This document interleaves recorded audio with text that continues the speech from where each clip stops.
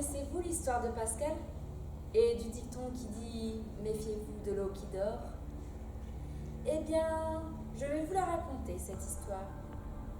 Cette histoire ne commence pas comme toutes les autres histoires. Il était une fois un prince qui avait pour épouse une belle princesse.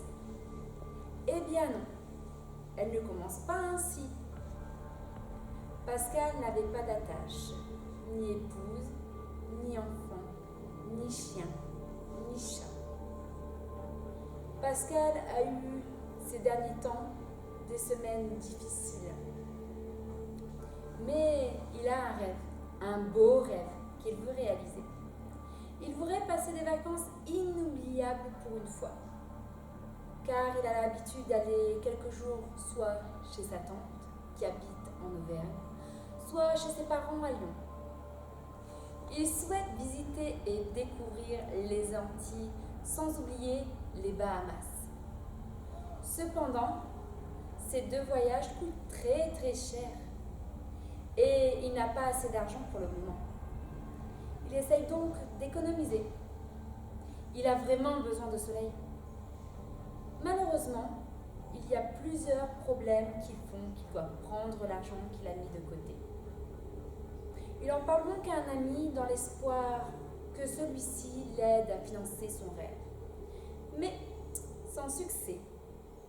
Ce dernier lui donne une adresse d'une pension de famille.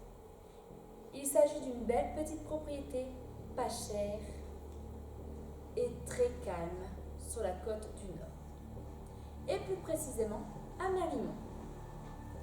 Pascal décide quand même de se renseigner. Il téléphone dès le lendemain et réserve une chambre durant une semaine complète, du 1er septembre au 26 septembre. Pascal allait se retrouver dans les brumes et le froid de la mer du Nord, au lieu d'eau turquoise et de soleil éblouissant. Lorsqu'il arriva à Merlimont, il faisait gris et il commençait à pleuvoir. De gros nuages noirs roulaient au-dessus de la mer boueuse. Il parcourra la petite ville déserte où tous les magasins avaient sur leur vitrine badigeonné de blanc d'Espagne, avec partout la même inscription. Réouverture en mai. Il prit sa chambre à la pension de famille. Il dormit pendant 2 jours, se réveilla un matin où le soleil était blême. La patronne, une grosse femme rousse, volubile et souriante, l'engagea à ne pas perdre une minute. Hâtez-vous, monsieur, en cette période, le jour de soleil ne sont pas fréquents. Traînant une serviette éponge, un journal et une infime lassitude, Pascal descendit le petit chemin sableux qui conduisait à la plage déserte, terriblement déserte. Il s'allongea au soleil, huma l'air parfumé à l'iode et s'assoupit. Vers midi, un vieux marin avec une casquette enfoncée jusqu'aux yeux passa devant lui, en ramassant quelques pauvres crabes neurasthéniques. Il releva la tête, regarda Pascal et haussa les épaules. Soudain, un coup de vent fit tourbillonner le sable. Des prospectus d'une fête passée s'élevèrent dans le ciel et disparurent derrière les dunes. Pascal se leva, se mit à courir en direction de la pension. Soudain, il s'arrêta médusé. Au milieu des vagues déchaînées apparaissait le maillot de bain rouge d'une nageuse. Pascal la crut en difficulté. Il s'approcha du bord, indécis, n'osant se risquer dans l'eau froide. Mais la téméraire nageuse, plongée, ressortait de l'eau comme une sirène. Brusquement, une vague immense s'éleva dans le ciel noir et retomba sur elle, avec un bruit fracassant. Horrifié, Pascal vit le maillot rouge disparaître. Il se mit à courir, à crier, à faire des gestes désordonnés. Mais la plage était déserte, le poste de surveillance fermé. Il fila vers la route. aucune automobile en vue. Affolé, ne sachant plus que faire, il jeta un dernier regard aux vagues rugissantes. 6 ou 7 minutes s'étaient déjà écoulées depuis la disparition de la nageuse. Brusquement, Pascal crut apercevoir une tache rouge dans l'eau. Lorsqu'il la vit émerger de la mer déchaînée, il crut qu'il perdait la tête. Il était impossible que cette créature ait pu survivre plus de 5 minutes dans cette tempête, et qu'elle ressorte radieuse sans manifester la moindre fatigue, le moindre affolement. Il agita frénétiquement les bras vers elle. « Venez vite !» lui cria-t-il. « La tempête est finie !» lui répondit la fille d'une voix douce qui sembla couvrir le fracas des vagues. Et presque aussitôt, la mer se calma. Les nuages se replièrent, le soleil pâle d'automne réapparut.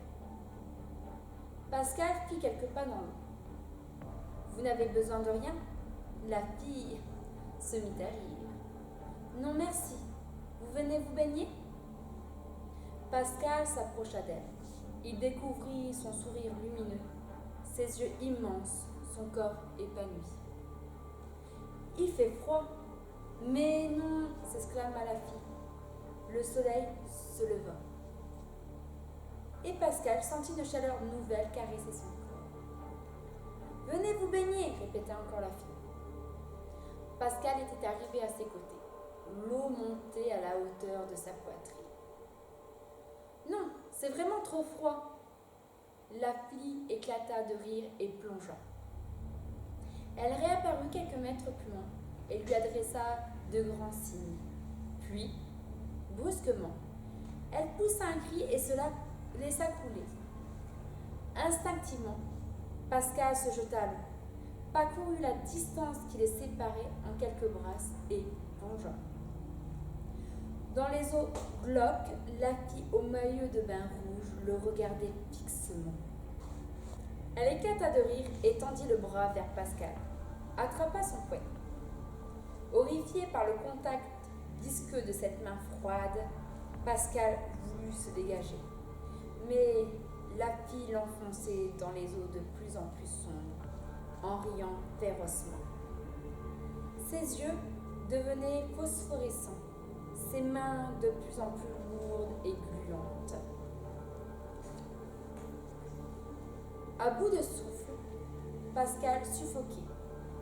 Il secouait frénétiquement les bras. Mais la fille l'entraînait toujours. Ses oreilles bourdonnaient. Pascal était sur le point de perdre conscience. Soudain, sa main libre attrapa le bout d'une ancre rouillée qui flottait entre deux eaux.